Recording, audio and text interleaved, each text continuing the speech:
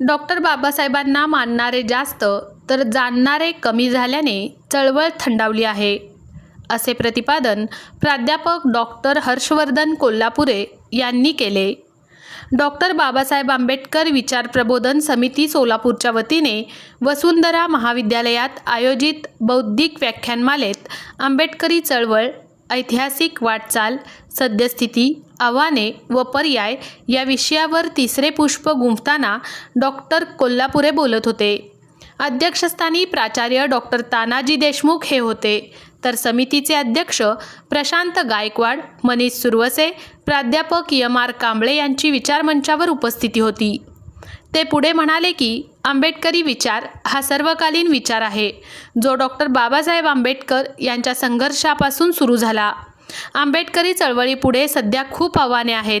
यासाठी डॉक्टर आंबेडकर यांना मानणारे जास्त आणि जाणणारे कमी झाल्याने आताची आंबेडकरी चळवळ थंडावली आहे, अशी खंत डॉक्टर कोल्हापुरे यांनी यावेळी व्यक्त केली। प्रारंभी मान्यवर पाहुण्यांच्या हस्ते महात्मा ज्योतिबा फुले, राजर्षी छत्रपती शाहू महाराज आणि डॉक्टर बाबासाहेब आंबेडकर यांच्या प्रतिमांचे पूजन व स्वामी विवेकानंद प्रशालेच्या विद्यार्थ्यांनी केलेल्या संविधान प्रस्ताविकेच्या वाचनाने करण्यात आले। प्राध्यापक डॉक्टर सुहास उगडे यांनी प्रास्ताविक केले।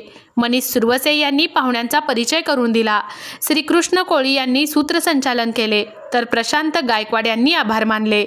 यावेळी प्राध्यापक डॉक्टर चंद्रकांत चव्हाण, प्राध्यापक डॉक्टर एम.डी. शिंदे, शंकर पाटील, प्राध्यापक अरुण सोनकांबळे, दत्ता थोरे, प्राध्यापक सुवर्णा कांबळे, निजामुद्दीन शेख यांच्यासह अनेक मान्यवर उपस्थित होते।